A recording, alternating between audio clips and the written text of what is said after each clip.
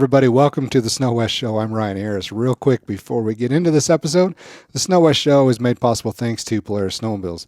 The Polaris Gift the Outdoor Holiday Sales Event is going on right now. Find the perfect gift for your loved one or for a Polaris fanatic with offers up to $3,000 off on select mountain sleds at your local Polaris dealer.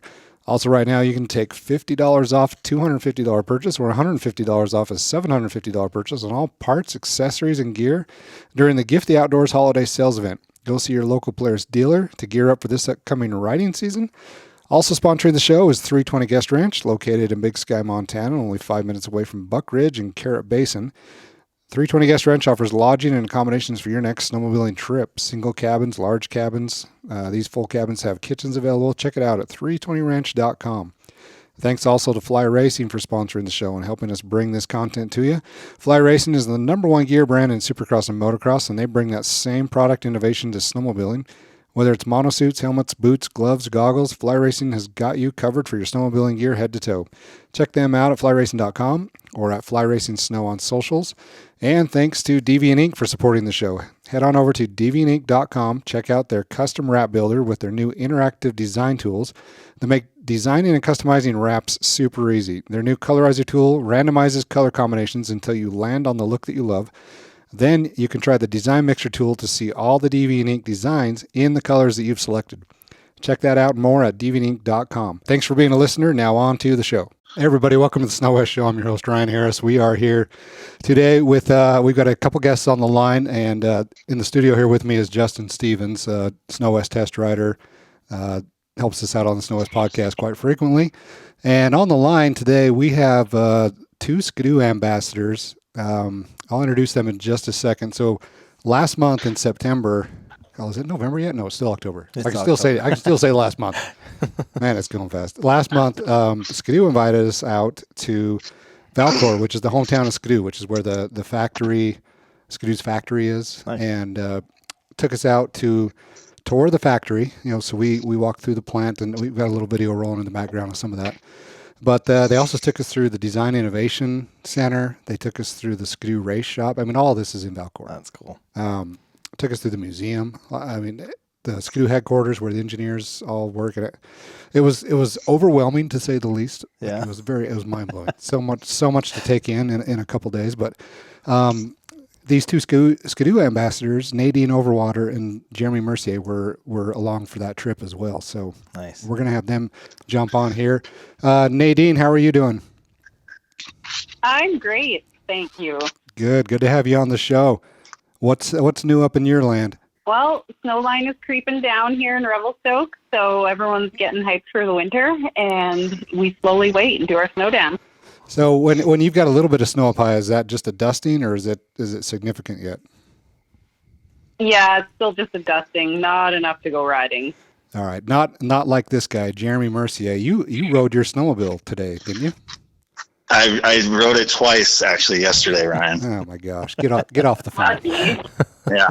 I rode my new 2025 for a little bit, and then I broke out my vintage sled and rode that around for a little bit. Boy. Oh, wow, I'm jealous. How much snow are we talking? 8 inches at the house. I was just ripping around on the roads. Nothing off trail. Just squeezing the trigger enough to just feel it again, That's about 8 inches, about 12 inches more than we have around here, for sure. You're negative there, huh? Yeah, we got a long ways to go before we start looking like winter. But so you guys, we had a little bit different schedule, Nadine and Jeremy. You toured the factory, right? Let's start off with the factory. Is this your first time going through the Skidoo factory in Valcourt? Well, I am a lucky girl. It's actually the second time I've got to see the factory. So, okay. When's the first time you went through, Nadine? How long was that been? It would have been when I first came onto the ambassador team, so 4 years ago. Okay, and then Jeremy, is this your second time as well? It is my second time as well. I've been to the factory, but it was my first time to the Design and Innovation building. This was my very first time to Valcourt. It was my second time to Quebec, and first time to Quebec was also this. Am I saying it right, Quebec? Yeah, I think so. Quebec. Sounds good. Quebec. We'll just say throw a little item. I think it's just not Quebec. Quebec. Quebec. Is there a W in there? Quebec? No, but there's a U. So. Yeah, Valcourt, Quebec. And so this was my first time out there this year. We rode in February, went out and did a winter event and rode snowmobiles up a little north of Montreal. And then September, we went out there. A beautiful place. It was different than what I was expecting. It's a very small town, almost completely supported by the Skidoo factory. I would guess the majority of the people there in town and in the surrounding communities are BRP employees. Involved in some way or another. Would you say that, Jeremy? Oh, absolutely. There's really nothing there except for the factory, except for the best poutine restaurant in the world. Is that the one we had lunch at? Yes. Oh, that was good. Holy cow. I had poutine 4 meals in a row. Did you? At the same restaurant? No. Just different ones. Different restaurants. I was just like, man, when in Rome, might as well, you know? Yeah. That's awesome. Yeah, but it was pretty. Go ahead, Jeremy. It was pretty funny sitting at that table and seeing all the piles of poutine everyone ordered.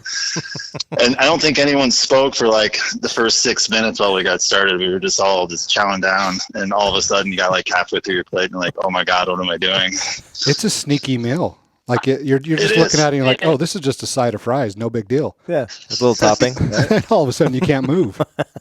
Yeah. Is it the same on the western side of Canada, Nadine? We have poutine, but it's like gravy and cheese, not like the authentic poutine sauce. And yeah, I'm still full from that meal, to be honest. I got to figure out how to make that stuff.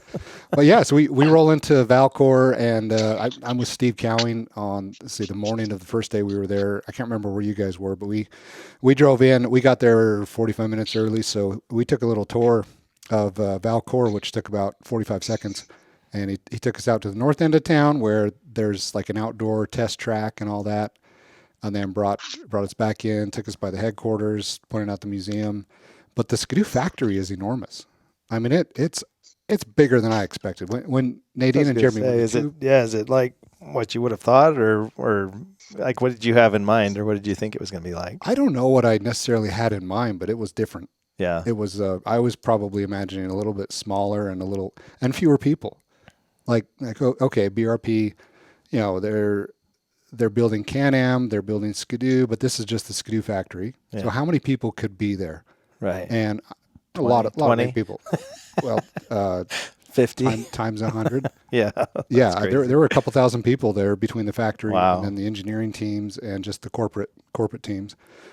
Jeremy, Nadine, when you first showed up 4 years ago and toward the plant, what was it like compared to what you were expecting? Yeah, I don't really know if I had any expectations. It's pretty cool. Obviously, you need a big staff to build that many machines, but just having like the security measures and how many doors and how easy it is to get lost in there, and then once you're inside, just seeing how much of a well-oiled machine it is, and like, you know, the technology on the production line, and just like it blew my mind to see how a sled can move through. Like, it moves through a huge tract of land as it's getting built, and it's getting all the right parts put on, and you know, they're putting together like 3 or 4 different models at a time. So you'd see like one of the Ace turbos, and then followed by one of the Summit models, and then like, you know, I just was overwhelmed at how organized it was, and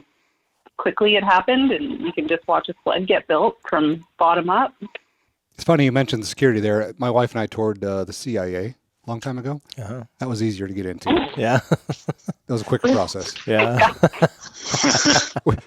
No, it was a lot of fun though. Jeremy, what stood out to you in the factory? Like what is the first trip, second trip? What really jumps out to you? Kind of like what Nadine just said, how well orchestrated it all is. Like, you walk in and it's just, the building's massive. And my first year we walked in where they had these huge sheets of aluminum, like up on a shelf, and a robot was grabbing that, handing it to another robot. And all I could think about was like, who designed all this? It's just mind blowing to think that someone out there is designing this and taking care of this on a daily basis. And that's for one sled.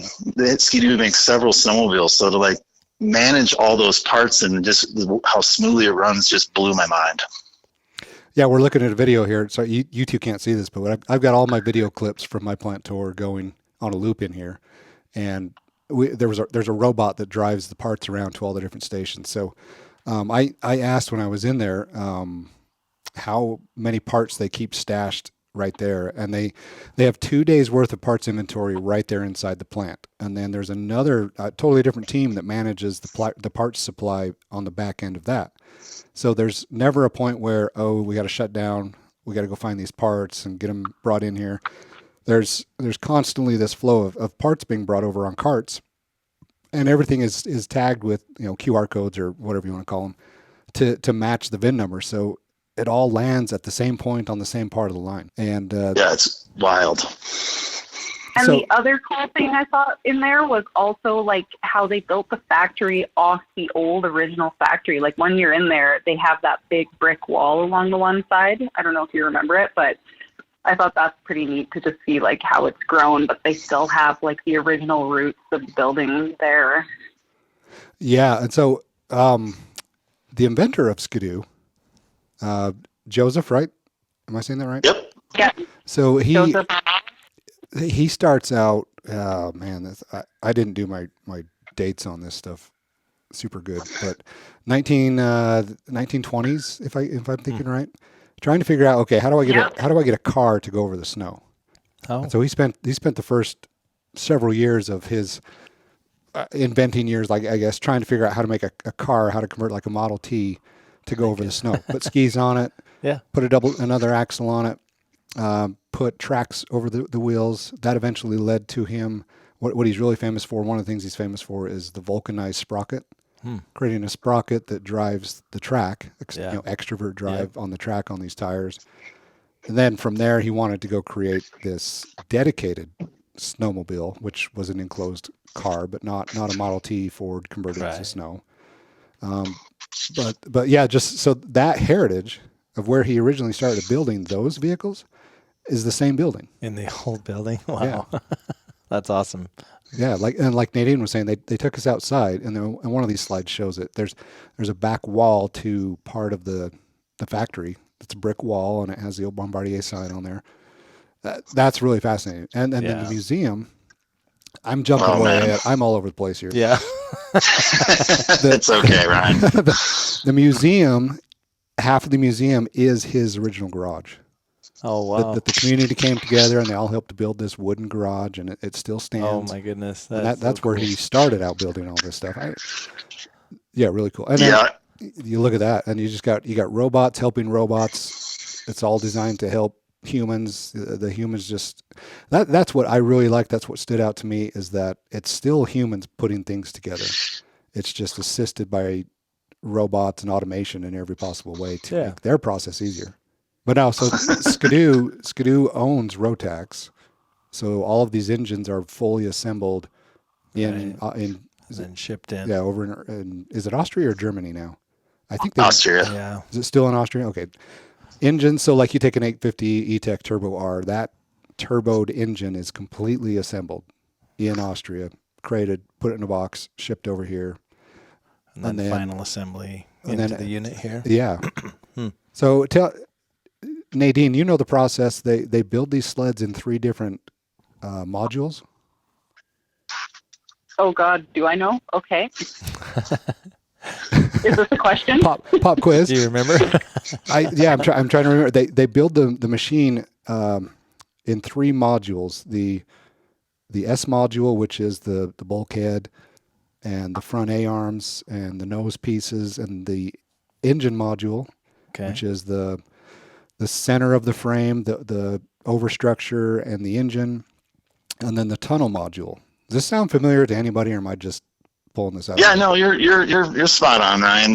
I remember one machine in particular that like bolted the front of the snowmobile to the tunnel, and then there's another machine that did like kind of the assembly of the front end, and they were kind of all down the same line. I do remember that pretty well. So I don't remember if it was 3 or 4 steps, to be honest, though. Well, I have written in my notes there were 3. There's 3 modules: S module, E module, and I want to say tunnel or suspension module. But so the tunnel, you have the tunnel being stamped and then powder coated, and then once they pull a tunnel off of that rack right there, Yeah. it goes over to this dude right here, right there. And that machine that's hanging there with all that, Yeah. that comes down and that stamps the VIN number on it. So that barcode on the running board has predetermined that tunnel is going to become this snowmobile. So that he scans that code, it tells that machine, And then go stamps it. print this VIN number on there. And then on the other side of the warehouse, the overstructure, the engine, the pyramid frame, all that is being assembled. The front end is being assembled. And then those three things, those three different components or modules of one snowmobile travel through the factory on those little robots right there. Yeah. And then they meet. And then tunnel gets assembled to the engine structure. The S module gets assembled on there. And you go from 3 modules to a snowmobile in a matter of minutes. It is pretty. It's like Jeremy said, like just like who figured all of that out? Like even the machine that drops down and stamps the VIN number. I mean, it looks simple, but extremely complicated at the same time. Like somebody had to figure out like how that functions, how that input goes in, and I don't know. That's pretty incredible. The amount of time that's gone into making that just a seamless process. So go back to the question you asked a minute ago. What did I expect? Yeah. Have you seen Ford versus Ferrari? Yeah. When the Ford execs go to Europe and then they walk into the Ferrari factory. Yeah. And it's this guy builds our engines. This guy puts the seats in the car. This guy puts the doors together. That's what I was expecting probably. And is this just the snowmobile factory? Mm-hmm. That's not side by sides and all that. That was there on site. No, I believe it does. They all do DRP. spiders there as well. Okay. Spiders, okay. So some Can-Am, but all snowmobiles come out of here. That's crazy. But like you can see in the video, there's free rides being built, there's MXZs being built, and there's utility or touring being built all at the same time. That's amazing. So one free ride, one MXZ, one touring, so that a dealer isn't getting his door banged down by people that want their free ride. Well, that free ride isn't scheduled to build till December 1st or whatever. They spread them out. And that's the part that blew me away, just having all those parts for all those different types of snowmobiles. That's just wild, Yeah. Yeah, to think through, you have to develop all the individual parts, so those will have to be fabricated and built somewhere and then brought into this location where they're assembled perfectly. That's pretty impressive. Kind of like we talked about this last week, talking about maybe having issues with snowmobiles once in a while. If you think about how complicated actually taking a snowmobile from an idea to a finished product is, it's a lot more complicated than it used to be maybe. Well, 20 or 30 years ago even. And that's a good point, because the computerized control over all of the components eliminates accidentally putting this part on the wrong machine or forgetting to put this part on.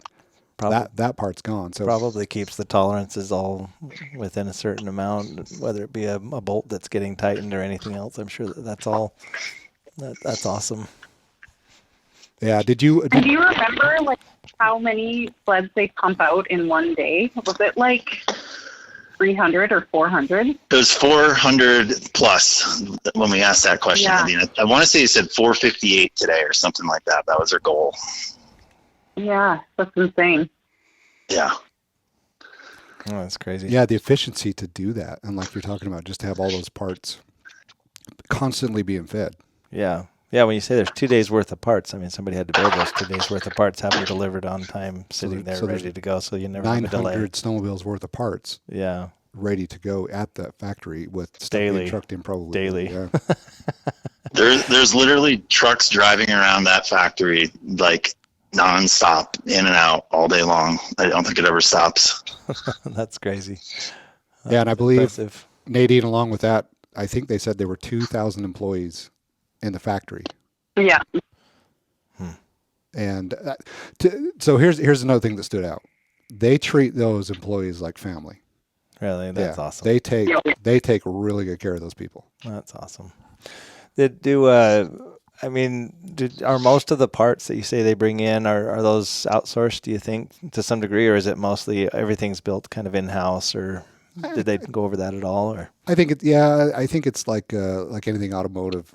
You outsource things, you contract certain things, out, some of the plastics, things like that. So yeah, some of it is done in-house, but I think they form their tunnels in-house, they extrude their aluminum in-house, they build their rails in-house.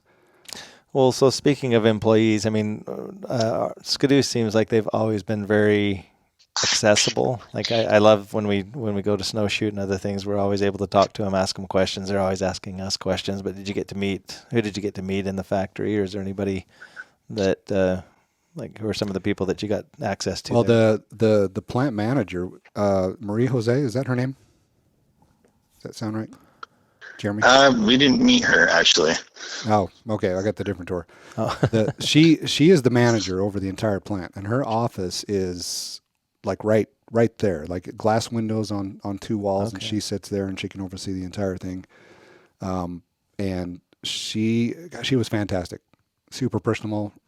Just enjoys her job, enjoys managing all of this, awesome. which I could churn out maybe a snowmobile a week and we'd probably have a 50% screw up rate, like failure rate.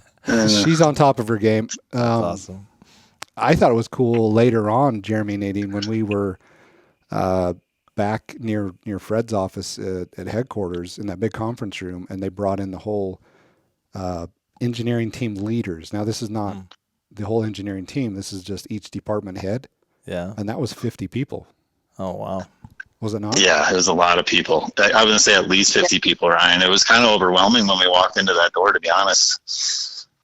You're thinking you're going to meet the engineering team. You're thinking 3 people, and there's 50 people. Yeah, yeah, and they're just a leader of a team. So that's crazy. It was a lot. It is crazy. Nadine? What are some of the independent teams that you recall? That we went through? Well, one of the big standouts, Jeremy already mentioned it, but we got to go into the design and innovation lab, which I've never got to do before, and apparently is like really difficult to get in. Like a lot of the staff don't even get in there. That was a really cool team to see at work behind the scenes. The engineering team always, because those guys are so curious about our input, and they live out east, so it's really cool. They're really interested in mountain riding and what's going to make these machines better. The management, obviously we met up with like the marketing and media teams. It's a big company. That's awesome. That Design Innovation Center was wild.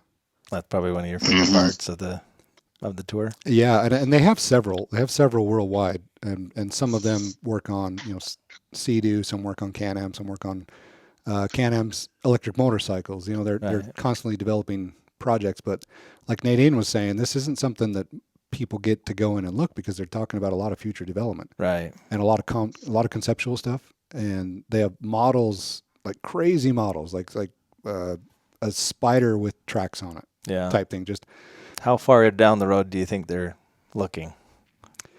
Those years, people 8 are years? Probably 10 years ahead. Yeah. What would you guess, Nadine? Definitely 10 years ahead. But even like some of the things they've developed in the past that just were ahead of their time that didn't ever get released, you got to see a lot of really cool stuff that who knows if it will ever come to fruition or not. But a lot of work gone behind the scenes. They talked about that, like they design things 20 years out, and they're kind of waiting for the technology to be there to actually be able to build it, which was super cool to hear. So I think the 10-year thing is probably pretty realistic, but I think there's certain things that are they're thinking even further out. Even farther. Well, you would have to. I remember even when we developed a jacket, I mean, you'd always have to think a year or two ahead of time. You could never think in the current year, but you kind of get lost in time just a little bit. Yeah. So I'm sure those guys are like, wait, you guys are still developing these old sleds. I'm already thinking 10 years down the road. It's probably an interesting job to work. I'm trying to think of there was a specific thing, like Nadine, you triggered this memory, because they were talking about how the designers have solutions to problems that technology won't support. Really? So then they were talking about this material, and I can't remember what it was, but it was just a material that didn't exist 10 years ago that exists now, and then all of a sudden that allows this new design to be implemented. But, you'd be dreaming big, I guess, right? These are the dreaming type of guys, right? And guys and girls. They're dreaming beyond even what we currently have available at our disposal. So Yeah, because if I asked you, what would you take this Gen 5, this 2025 Gen 5, what would you do to make it better? well, I know every time we go to the meetings with the Skidoo guys at Snowshoot, they always ask us that question. You're like, I don't know. I mean, it's kind of it's a tough question. Yeah, because you're like, I don't know. You guys we just rode some of the most innovative, most amazing sleds that we've ever ridden. Like, what else would you do? It's a tough question, you know. Yeah, but and this is the team that comes up with that. That's cool. Based on outside feed. Would you say, Jeremy, that the design team works very closely with the engineering team? Oh, extremely close. Absolutely. And then they bring in marketing as well. So you kind of have all three. You have production, design, engineering, like those three legs of the stool all work together. Yeah, you'd have really to, because they're in the same building. They're in the yeah. same area, and so they're constantly. Design is able to step into the factory and see how things are going and offer up. Because everybody thinks differently. These guys have the big ideas, the wild ideas. Maybe that's where some of this stuff came from. Yeah. Well, when I think of Skidoo, I guess I've just always felt like their fit finish, like I guess I would be surprised by the sheer size of the factory, but I don't know that I'd be surprised by their organization or their ability to keep all parts working together, because that's what I feel like they've always been really good at. And for some reason, it just, every time I've seen a Skidoo, just the way that it shows up on the showroom floor, I mean, it looks very well done, start to finish. You don't ever see any areas that are just kind of like, well, we got pretty close and let's go with that. Let's just let it ride. You know, it's always very well done. So, Nadine, do you think that? Oh, sorry, Jeremy, go ahead. Oh, no worries. It's just the clay modeling, to your point. Just the amount of time they spend perfecting like every little part shape of the snowmobile was just super cool to see. I forget how many hours they spent on it. Ryan, did you ever ask that question? I did, but I don't think I wrote it down. Yeah, I didn't either. But a lot of time. Like we got to see the actual clay model. In fact, so that's the Design Innovation building. That orange building. Wow. So those are conceptual designs. Nobody else has been in that room other than employees. Like, this is the first time they've let an outside group like ours go into this room. And I mean, look at those. That's one of the original Gen 4 Summit concepts. Nice. I wish you guys could see what we're looking at. But it was that first meeting room that we went to in Design Innovation that had all the artwork on the wall. So that clay model, that's the original Gen 5 clay model. Huh. That's crazy. That's awesome. And they build it quarter scale to start, don't they? I was going to say, it looks big. Yeah. Go ahead, Nadine. No, I was just saying, like, that's how, you know, for the hours it takes, it's like, that's kind of what I took away from it, watching those guys work, because it's between the engineers and the design team. You know, they have these big ideas. The engineers make the technology for it, and then it goes back to design to try and create every tiny piece of plastic to fit properly and fit all this stuff in and keep it, you know, still in a shape that's usable and maneuverable. And, like, you know, they're on their computers designing, like, all these stupid tiny little plastic pieces to hold the things together, and the bolts, and you know, and then back and forth. Does this work? Is this going to work on snow? And yeah, just hours and hours of staring at screens. Yeah, and I mean, and then you think of it, that's from a design standpoint, but like you said, Nadine, everything has to work too. So the ergonomics, the way that it maneuvers, and how all those changes and new innovative ideas, how does that affect the actual rideability of the sled, or how it reacts to a rider's input? Like, I mean, there's so many moving parts there, aside from just making the plastics look cool or the design look cool. Jeremy, tell Justin about the virtual reality room that they had there. That was pretty wild. So, Justin, they basically had like a wooden seat and some handlebars on this metal structure. So it looked like nothing, and then you put these glasses on, goggles, and it turned it in. You were sitting on like a real motorcycle, and it was kind of trippy, to be honest with you. Like, it was like, wait a minute. All of a sudden, the motorcycle appears and you're sitting on it. What was super cool about that is you could feel the ergonomics. That's what they were doing. They were trying to figure out, okay, is the seat too high? The handlebar height, right? Goodness. And so yeah, it was cool. It was a fully finished motorcycle is what you saw, but everyone else just saw like a seat and some handlebars and some wood. That was it. Huh. Super cool. And then on that Interesting. model, they can move like the footrests any direction they want. So you can visualize. Like, are you comfortable visualizing how Yeah. you feel like you would sit Exactly. on the motorcycle looking out over the handlebars and the And they're big on, does it just have the vibe? Does it feel cool? Does it sleek? Does it feel like a cool experience rather than engineering? We check all the boxes. right? Ryan, did you try that while you were there? No, I didn't. I was watching Robin do it though, and I think you did it too, right? You put the headset on. Yeah, I think we all did. Yeah. No, I was there for a minute, and then I got ahead of the group and went and looked at the clay modeling for a while. That was really intriguing. Yeah. Nadine, go ahead. No, I was just saying soon we won't even have to buy sleds or bikes. We can just buy the live virtually, and it will always be deep, deep POW. Yeah.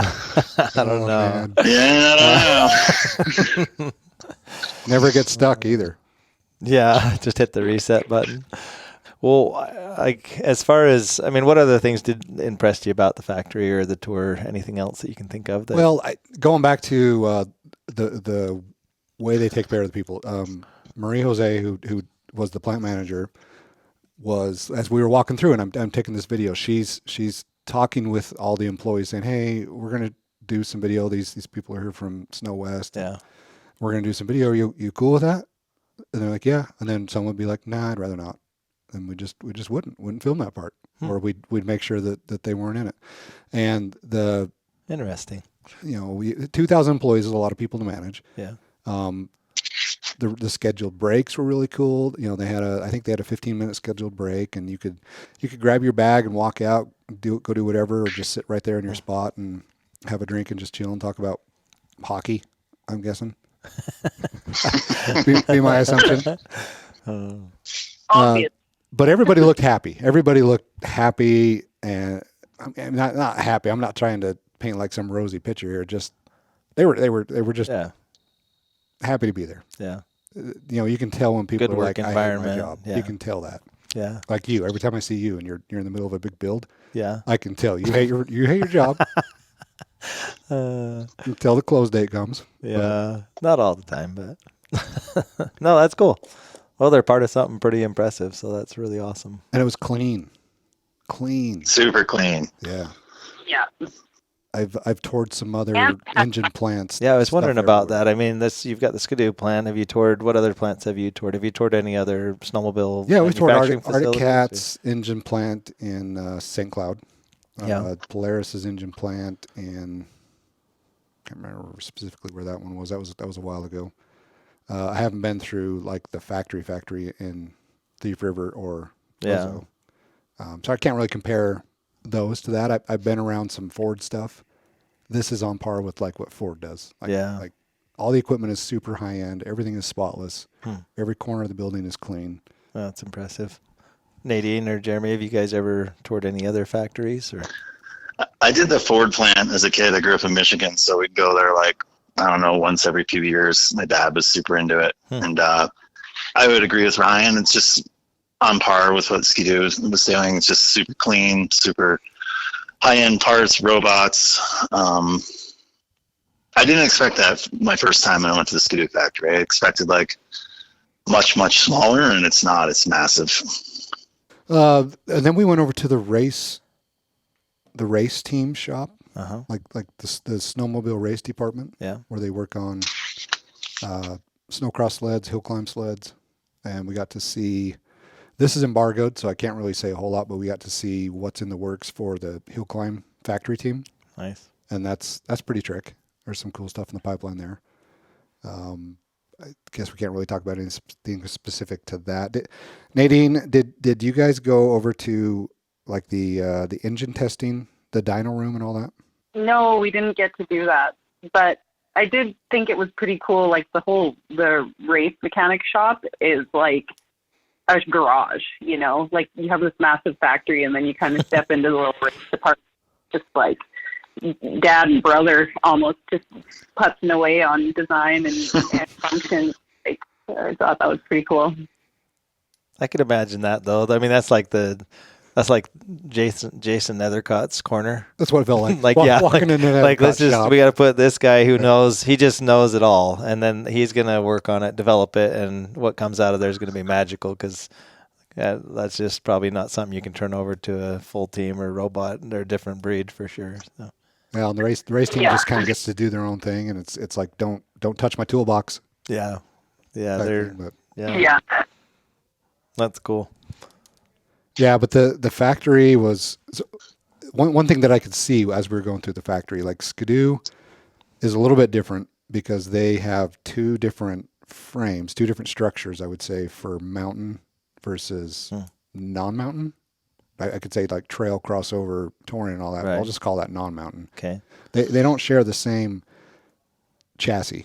It's so the Gen 5 mountain sled is its own thing. I mean, it's a mountain platform, and so, but being able to see that be assembled at the same time as an MXZ, and so you've got this different frame, different tunnel, different suspension, different track. Everything's different chain case.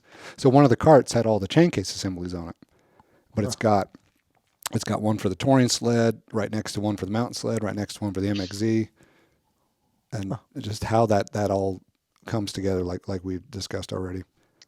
Yeah, that's crazy. Let's see. What else did you guys do separate from what our group did? Jeremy, at the factory. At the factory, or just the whole weekend. So we've kind of talked about the factory tour, the plant tour, design innovation, The museum. Oh yeah, That's just awesome, man. talk about that for a little bit. Okay. That was my first time to the museum, and I could have spent the entire day there geeking out. They had, Ski-Doo's first snowmobile in 1959 hanging on the wall, which is pretty dang sweet. And, the old cars that he made, like the B-17 in his original garage, like that thing looked like it just rolled off the showroom floor. Just absolutely gorgeous. Some of the concept stuff in the museum was pretty cool, like the original Elite snowmobiles they made. One of them looked just like the Knight Rider from the TV show in the 80s. Like, it's hilarious. It really did. I don't know if you have a picture of it, Ryan, but that thing was pretty cool. Yeah, I've got it somewhere. And then they really tried a couple times at a side-by-side snowmobile. Really? Yeah. There were a few different iterations of that.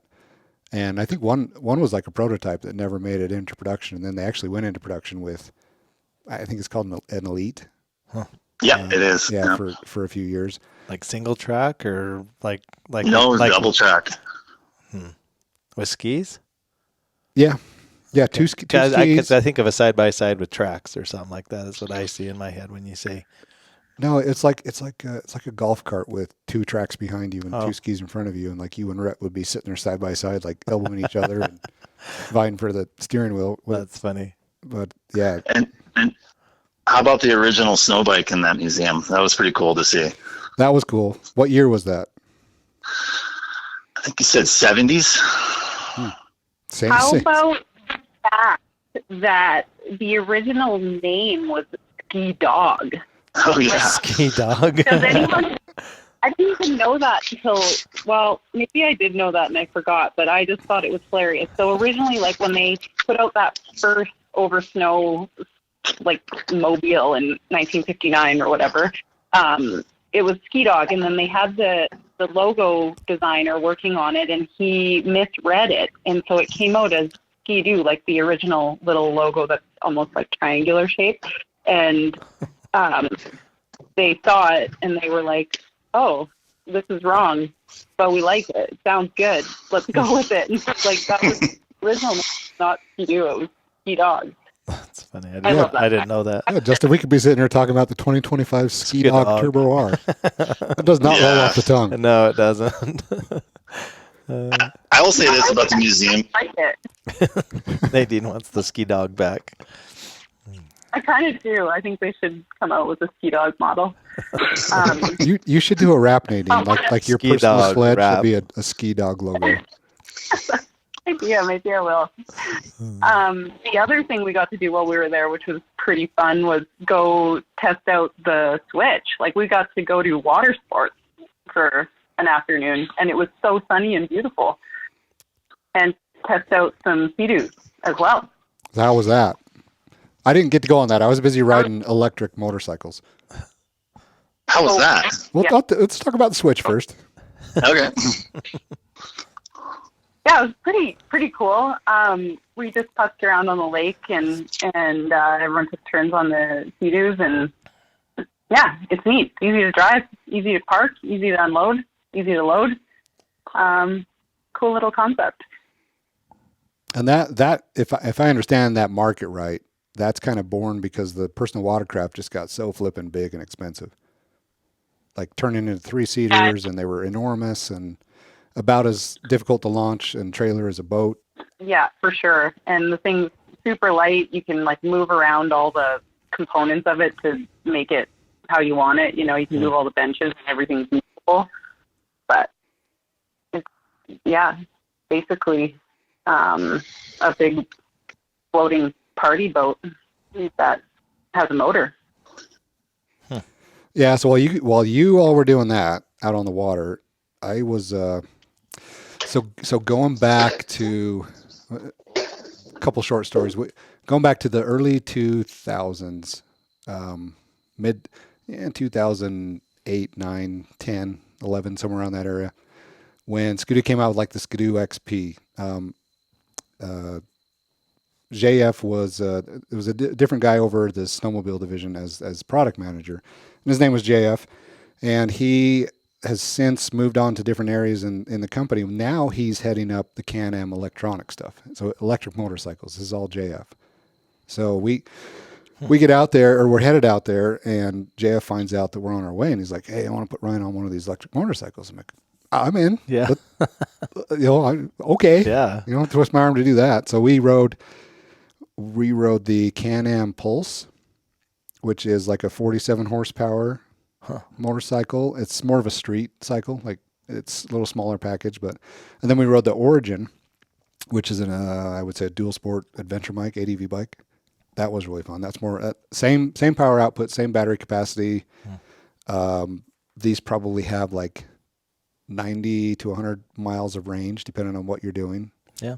When we were on the Origin, which is the ADV bike, we did a little bit of dirt and not single track, but like narrow ATV trails. Right. Quebec has a lot of rolling hills, like That's bigger than I expected. I thought it'd just be flat, but they've got some mountains. Now we were pulling out pictures of the Tetons and be like, mountains. Yeah. There's a mountain. There's a mountain. But we were back in the woods and cruising around on this thing. And it reminded me of just pedaling an e-bike. Yeah. You know, my Specialized Turbo Levo or whatever. Yeah. It was just so quiet. Yeah. It was a lot of fun. So that's what I was doing while you guys were on the lake on the Switch. Oh, that's fun. That would have been fun to give a try. What was the range on those things? We did 70 miles, I believe. Oh. And it's a pretty good ride. I mean, we weren't anywhere near close to empty. It would depend on, that's the thing about EV stuff is it's hard to throw a range on it, because if you just drove, if you got one of these motorcycles and you just drove from your house to downtown Idaho Falls every single day, you'd probably get 120 miles out of it. Yeah, because you're going slow speeds, not under a lot of pressure. So so if you go try to do a loop at Fall Creek, you're probably going to be like 50 miles. Yeah, just because it's so much vertical. But it was really cool. It'd be a fun little commuter bike for sure. If you're close enough to stuff that you can ride. That's awesome. Yeah, Nadine, what was your favorite part of the museum? What is my favorite part of the museum? There's like obviously the room with all the old models in it is like overwhelming. It's so cool. And then also like they have Joseph Armand Bombardier's like old shop in there, and they give you the little virtual tour video thing. And it kind of brings you back in time to his inventor days when he was like a 15-year-old kid. And, they really, really support like the way the family and the community came together to like help this genius child like chase his dreams. And like you see that carried through into the factory today, where it's still a family atmosphere. And even being on the ambassador team, it's like a family atmosphere. We all take care of each other. But then another part of the museum that's kind of just really outside the box is it goes into like their light rail stuff and some of the other stuff they've developed as a like corporate company, Bombardier as a whole, and like some of the cool light rail stuff and aviation stuff they've done. Yeah, I agree with Jeremy. I could honestly spend like a whole day in that museum. It's a must do if you're ever out in that area. So Nadine, would you say like that's like bucket list for every sledder? Even if you don't even ride a ski-doo, I think it's worth visiting. Yeah, it's a huge part of our history. It is the history of snowmobiling. So, Yep. 100%. Well, and that whole community is built around snowmobiling. Like there's snowmobile trails and signage everywhere you go. And everybody's familiar with it. We were in old Montreal at some little bake shop, and they had snowmobile signs. Like it was surprising to just come across that stuff. I wanted to jump back quick. We toured the engineering team building. Did you guys go through that as well? Like where Fred's office is, and I think that was I think that was a different area than where we met with all the engineering team people. But they have in this department, it's called an NVH team, which stands for noise, vibration, and harshness. And this is where the engine dynos are. And so they use these engine dynos to calibrate and counteract any vibration throughout the whole chassis. So what you feel in your feet, what you feel in your hands, what the engine does, the noise, all the noise specs that they have to meet, and all the noise control that they want to do, from exhaust to underhood noise to clutching noise, airflow. The Gem 5 has that cool little enclosure over the clutches. That thing's designed as a fan to flow air. So we got to sit there and watch engines on the dyno, and man, the dyno room they have 3 dyno rooms, and they're extremely high tech. Yeah. It's hard to describe what that would like. They have these windows that if anything happens, these windows just fall out and blow out. Like there's nothing like structurally holding them there. Yeah. So if something were to happen, blow up, that would go out rather than be contained in the room, and it goes down into a ventilation area. Huh. And they test exhaust systems there. They run engines to hours and hours, like hundreds of hours, just to watch wear and tear and everything. After that was all done, Nadine and Jeremy, when we came back and met with the engineering team leads and all of these people, 50 people in the engineering department, what I thought was very interesting, Justin, when we go to snowshoot, Skidoo in West Yellowstone always has that airplane hangar rented out, and tons of snowmobiles over there, and you just see people walking around all the time over there. Yeah, that's all these guys. So all these guys that work in Valcourt and live in Bromont, or not Bromont, but over there in Quebec. Yeah, most of them have been out to West Yellowstone, and Skidoo's there for about 2 months, month and a half.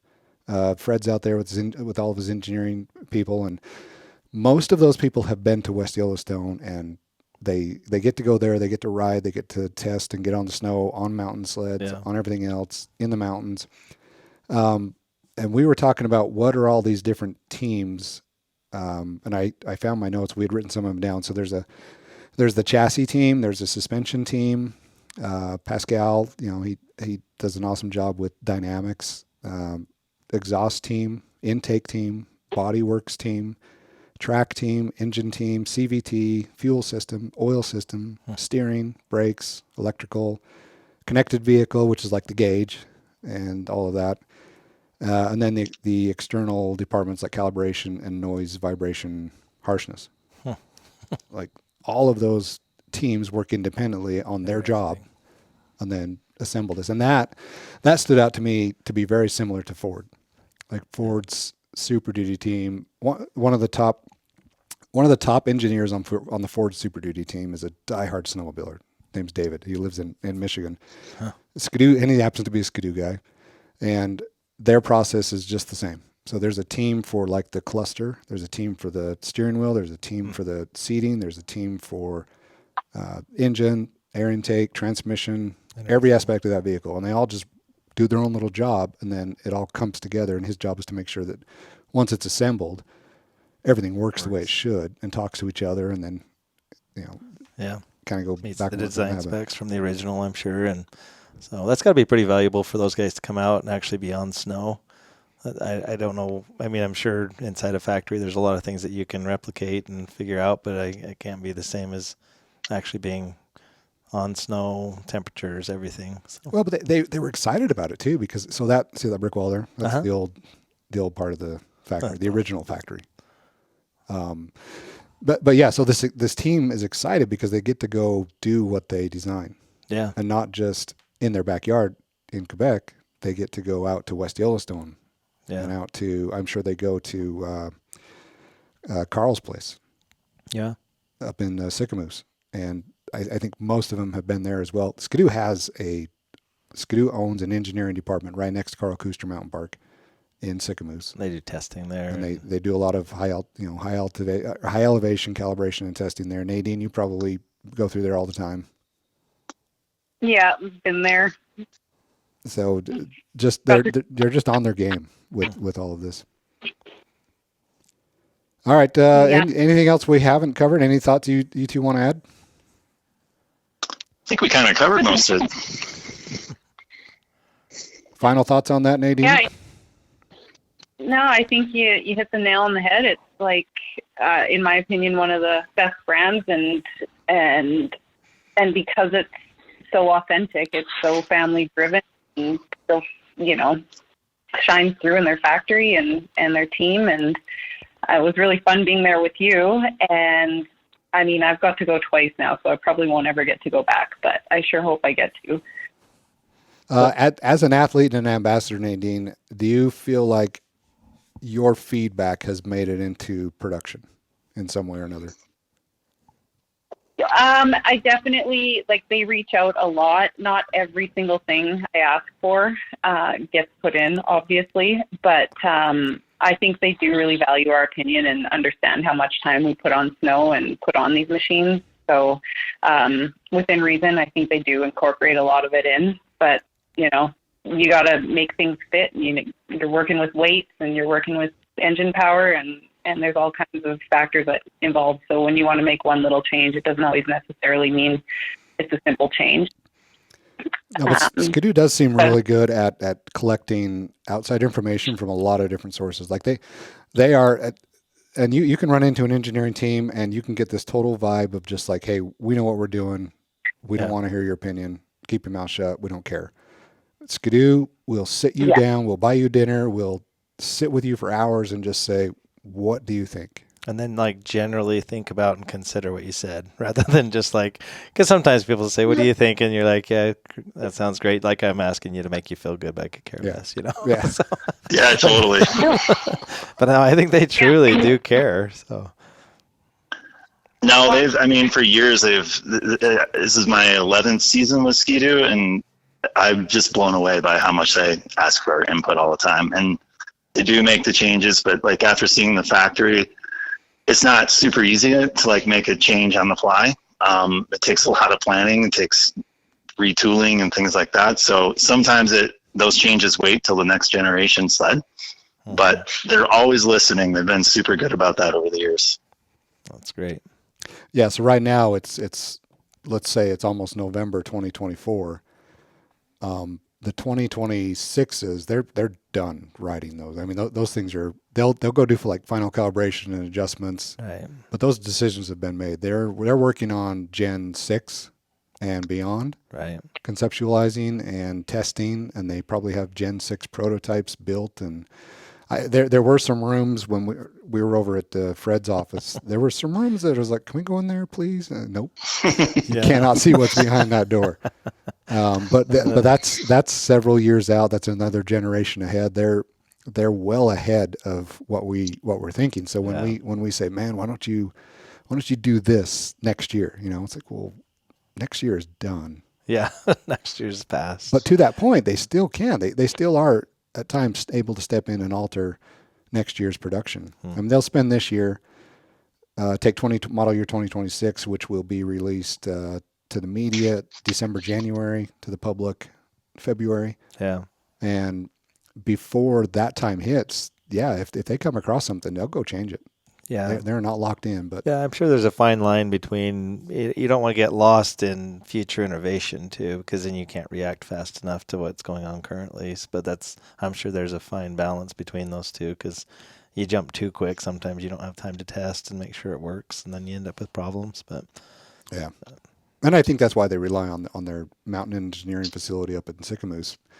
They spend a ton of time up there. They can ride. They've got access to high elevation, and then I know they go other places,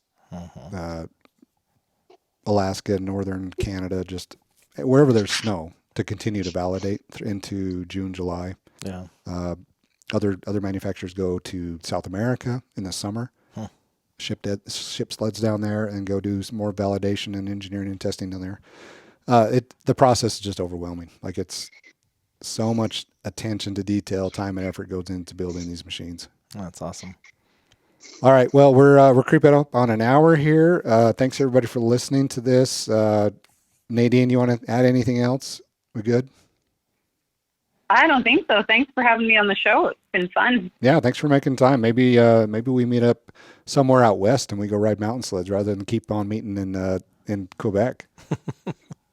Jeremy. Yeah, let's go. Jeremy, same for you. Yeah, we should hook up out west sometime, ride the mountains again. I will be out there in February at some point, so I will definitely be giving you a ring, buddy. Well, and you'll probably be out riding this afternoon as well. So go. No, it's done. It was one. It's over. Next week. Yeah. Well, you've got access to stuff up high there, pretty good in Colorado. But all right, thanks for your time, Nadine Overwater, Jeremy Mercier. Co-host here in studio, Justin Stevens. Been fun talking about Skidoo and this factory tour that we did last month, and I think that's somebody's sled right there. Yeah. We should have gone over there and put a mark on it so we could go find it on the snow,